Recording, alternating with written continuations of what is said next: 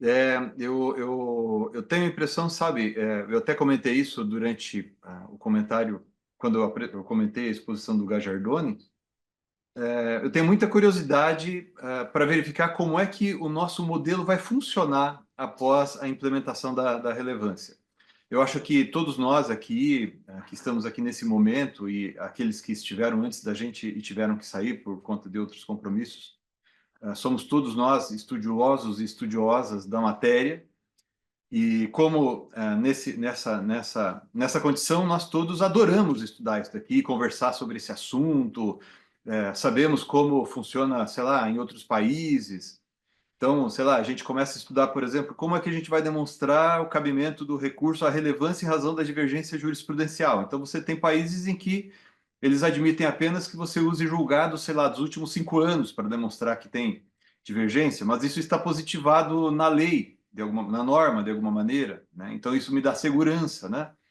É, e assim também outros problemas que a gente pode, como inclusive a Rogéria mencionou, né? Que a gente pode se espelhar, claro, com o devido cuidado, na experiência aurida da legislação estrangeira, de modo a adaptá-la aqui à nossa condição em particular. Eu tenho notado que, por exemplo, quando a gente vê a atuação do Supremo Tribunal Federal em relação à repercussão geral, que, embora eu mesmo escreva assim, e eu vejo muita gente escrevendo da mesma maneira, né? Que primeiro eu tenho que observar se há questão constitucional para depois verificar se há repercussão geral. E a gente observa que o Supremo Tribunal Federal, já há muitos anos, já inverteu isso. Ele primeiro verifica se o assunto tem repercussão geral sob a perspectiva dele, para depois então dizer, bom, eu vou falar sobre isso. Um exemplo recente que a gente tem é a questão ali da irretroatividade ou retroatividade da reforma da lei de improbidade administrativa. Esse era um assunto que não foi sequer discutido nos autos, né? Ele foi suscitado ex officio pelo Supremo e o Supremo fixou tese a respeito de um tema que foi suscitado de ofício, né? Então, isso eu vi muito pouca gente discutindo isso na doutrina. E isso, digamos, aconteceu tem acontecido o que eu chamo de pré-questionamento de conveniência no Supremo Tribunal Federal, né? O STJ hoje adota o pré-questionamento mitigado, porque ele não aplica ipsis literis o que está na regra prevista no artigo 1025 do CPC, e eu tenho a impressão de que pode suceder que o Superior Tribunal de Justiça venha a adotar o pré-questionamento de conveniência, assim como o Supremo Tribunal Federal tem feito. Um outro ponto interessante que a mim me parece isso já vai um pouco além da própria questão da técnica processual, é a circunstância de que nós temos nos tribunais locais, seja os estaduais, seja os federais, espécie, vamos chamar assim, de postos avançados dos tribunais superiores, né? Então, aquele órgão de cúpula que está julgando os agravos internos, né, eles têm funcionado como se fosse aspas, muitas aspas aqui, uma espécie de pequeno STJ dentro da corte local, porque afinal de contas é ele que está controlando se o precedente no sentido de tese firmada, foi aplicado corretamente ou não, né? Eu tenho a impressão de que isso tem sido tratado de maneira bastante diversa nos tribunais. Então, por exemplo, para citar a minha realidade, os locais em que eu mais atuo, né? Na Justiça Federal aqui da Quarta Região, os agravos internos são julgados pelas sessões compostas pelas turmas. No Tribunal de Justiça de São Paulo, esses agravos internos do artigo 1030 são julgados por um colegiado composto pelo presidente e vice-presidente das sessões, que dá, salvo engano, ali menos de 10 integrantes. E é um tribunal gigante o Tribunal de Justiça de São Paulo, né? Então, isso, percebam que os próprios tribunais estaduais têm disciplinado de uma maneira diferente, e isso está de acordo com a Constituição, né? Porque a competência para disciplinar sobre a sua própria competência é do tribunal em seu regimento interno, né? Nos termos do artigo 96, mas a gente tem percebido que cada um dos tribunais do Brasil deve ser ali 35 mais ou menos, né, considerando os da Justiça Federal e os estaduais. Cada um dos tribunais do Brasil, eles têm adotado soluções diferentes para resolver um problema parecido. Eu não sei se a Ana, que eu acabei comentando e não devolvi a palavra para ela, que na verdade eu queria ouvir o que ela ia dizer. Perdão, Ana. Ana Beatriz, eu acabei passando para o Fabiano e a gente avançou, mas não sei o que você acha disso também, mas tenho a impressão de que na disciplina, seja na lei, seja no regimento, a gente vai ter que tomar alguns cuidados em relação a isso.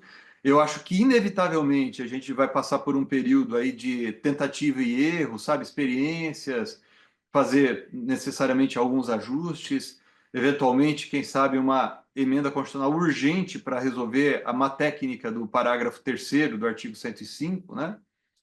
E veremos o que vai acontecer. Aliás, eu falo agora para a Ana, mas como a gente já está passando para o encerramento, eventualmente mais alguma dos presentes quiser algum comentário, se evidentemente a Milena nos permitir. Oi, Medina, eu tenho muita preocupação com essa, com essa regulamentação. E eu, particularmente, eu sou muito conservadora em termos legislativos. Então, se a Constituição fala nos termos da lei, para mim é lei, lei mesmo, né? Lei federal, lei no sentido material e formal. Então, eu preciso de uma norma proveniente do Poder Legislativo. Eu não acho que isso possa ser tratado por regimento interno, né? Por mais que o regimento interno do Supremo Tribunal Federal, nos termos da Constituição anterior, tenha tido força de lei, né? Por conta de emenda constitucional da Constituição anterior, nos termos da Constituição atual, regimento interno não tem força de lei, regimento interno é infralegal. Então, eu não tenho como superar a necessidade da lei formal mesmo. Por mais que eu entenda a angústia do STJ, né? Olha, a gente não está conseguindo aqui usar a relevância por falta de lei, mas isso demanda um diálogo institucional. E talvez seja essa a nossa chave. Eu acho que existe uma guerra tão grande na Praça dos Três Poderes ali, entre as instituições, que talvez esse diálogo, que deveria ser algo muito natural, e muito positivo, ele esteja sendo muito prejudicado por questões políticas. Questões políticas não deveriam interferir, né, em questões jurídicas. É uma necessidade do sistema jurídico. A gente não poderia ter embargos políticos por uma necessidade do sistema jurídico. Então, eu acho que essa responsabilidade institucional de todos, né? Legislativo, executivo, judiciário, Ministério Público, e esse diálogo institucional, ele é muito necessário nesse momento. Então, saber das necessidades de um sistema para que ele funcione bem é fundamental para que o legislativo possa trabalhar bem e dar esses mecanismos para o judiciário. Então, eu particularmente vejo essa necessidade desse diálogo. Concordo, uma emenda constitucional que revogasse o parágrafo 3º seria ótima, né? Ela poderia, é simples, né? Revoga-se o parágrafo 3º, ela já resolveria muitos problemas e deixaria na mão do legislador a previsão, né, das hipóteses de como vai ser o tratamento, né? Pelo que está na Constituição, é requisito de admissibilidade, a relevância não é mecanismo de formação de precedentes, não é. E a emenda ela é bem clara nesse sentido, ela fala a fim de que a admissão do recurso seja examinada pelo tribunal. Não é requisito de admissibilidade, não tenho a menor dúvida, mas poderia o legislador, né, prever outras consequências práticas para esses julgamentos. Né? Não vejo razão para não fazê-lo, já que ele já fez muitas coisas no 927. Então, não veria problema disso ser ampliado pelo legislador, mas pelo texto constitucional isso não existe. Né? E, ao meu ver, e eu sou muito também conservadora nesse sentido, formação de precedente é consequência do julgamento e não causa dele. Então, eu não posso querer julgar um tema, que é o que acontece no STF, né? Chega um processo lá, isso aqui é legal, dá para a gente puxar isso aqui para a gente julgar. Estou louco para julgar um negócio desse. Isso não pode. Né? O judiciário não tem esse tipo de vontade, né? Esse tipo de ingerência na vida das pessoas, não pode ter.